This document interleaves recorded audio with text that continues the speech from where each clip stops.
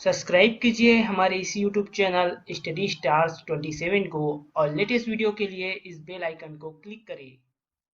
Hello student, मैं दीपेश केसरवानी आपको भारत का इतिहास पढ़ा रहा और भारत के इतिहास के अंतर्गत आज हम लोग पढ़ने वाले हैं महाजनपद काल के बारे में। तो हम लोगों ने पिछले वीडियो तक जैन धर्म तक कंप्लीट कर लिया था। आज देखेंगे महाजनपद काल के बारे में।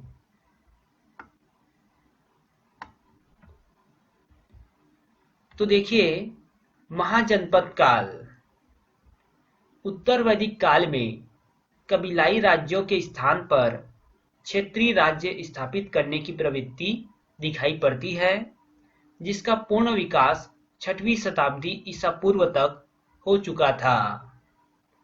तो 6वीं शताब्दी ईसा पूर्व की बात करें, उस समय जो उत्तर वैदिक काल के समय कबीलाई राज्य जो थे वो क्षेत्रीय राज्य में स्थापित हो रहे थे। तो उसी के बारे में देखिए,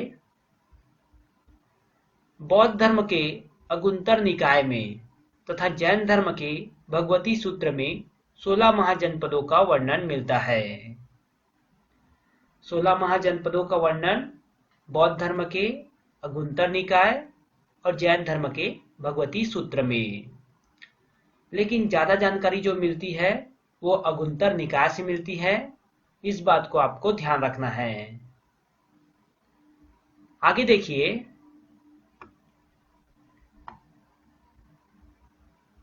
जो 16 महाजनपद हुए हैं इस समय, उसमें सर्वोच्च शक्तिशाली महाजनपद था मगध। मगध जो था इस समय का सर्वोच्च शक्तिशाली महाजनपद था और अस्मक एकमात्र महाजनपद था जो दक्षिण भारत में था। दोनों पॉइंट इंपॉर्टेंट है कि मगध सर्वोच्च शक्तिशाली महाजनपद था और अस्मक एकमात्र महाजनपद था जो दक्षिण भारत में था। आगे देखते हैं हम लोग।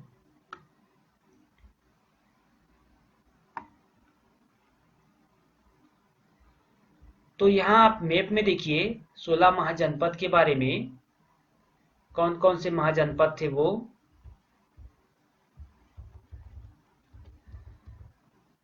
तो सबसे पहले हम लोग यहाँ से देखते हैं, ये आपका पूर्वी अफगानिस्तान और पाकिस्तान के उत्तरी एरिया है। तो कंबोज, यह है कंबोज। कंबोज जिसकी राजधानी थी हाटक, और ये आपके 16 महाजनपद में से एक महाजनपद है। यह है आपका गंधार, जिसकी राजधानी थी तक्षशिला। गंधार की राजधानी तक्षशिला।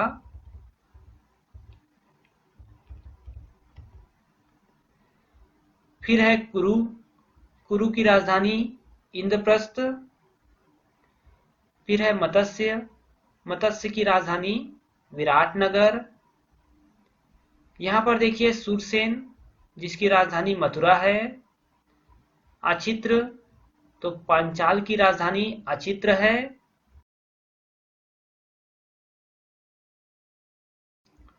फिर है कौशल, तो कौशल की राजधानी श्रीवास्ती है। मल्ल की बात करें तो कुशीनगर, वज्जी की वैशाली, अंक की चंपा, मगध की राजगिरी, काशी का वाराणसी, वत्स का कौसंबी और चेदी का शक्तिमती। नीचे देख लेते हैं हम लोग। अवंती का उज्जैनी और अस्मक, ये आपके दक्षिण भारत का एरिया हो गया। तो अस्मक जो है उसकी राजधानी पोटली थी। और यहाँ पर सभी जो 16 महाजनपद है वो इस प्रकार थे। तो आपने इसको मैप में तो देख लिया, अब इसके बारे में हम लोग जो है के रूप में पढ़ेंगे।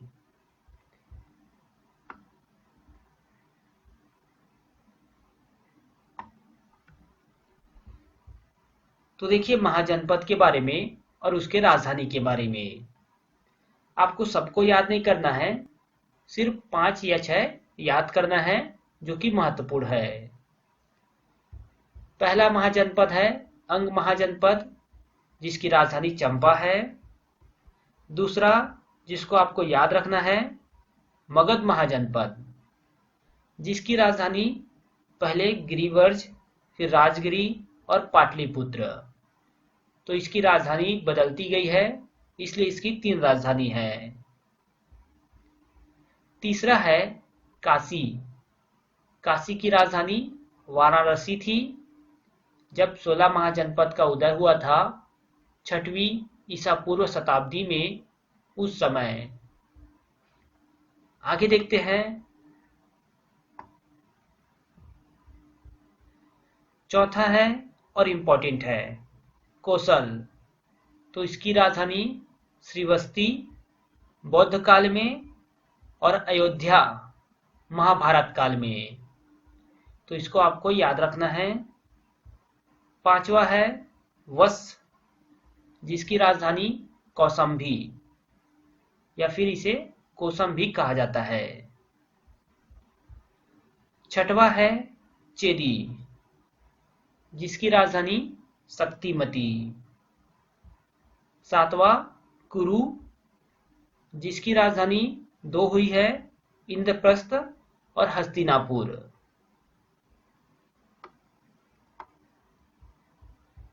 आठवां है पांचाल जिसकी 2 राजधानी हुई है, अही क्षेत्र जो कि अभी बरेली है, और कापिल्स जो कि अभी खन्नौज है।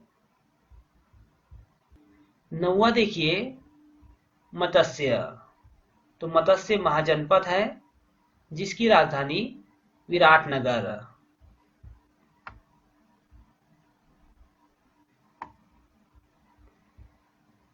10वां सूरसेन, उसकी राजधानी मथुरा। अस्मक की राजधानी पोटली। सबसे महत्वपूर्ण जो बार बार एग्जाम में पूछा जाता है वो है 12वां। अवंती की राजधानी पूछा जाता है एग्जामों में, जिसकी राजधानी उज्जैन उत्तर दिशा में और माहिष्मती दक्षिण दिशा में। अवंती जो महाजनपद था उसकी उत्तरी राजधानी थी उज्जैन और दक्षिणी राजधानी थी माहिष्मती। ये आपके एग्जाम में पूछा जाता है। 13वां है गांधार जिसकी राजधानी तक्षशिला थी। 14 कंबोज जिसकी राजधानी हाटक जिसे राजपुर भी कहा जाता है। 15वां वज्जी जिसकी राजधानी वैशाली थी। और जो 16वां महाजनपद था मल्ल, उसकी राजधानी कुशीनगर व पावापुरी।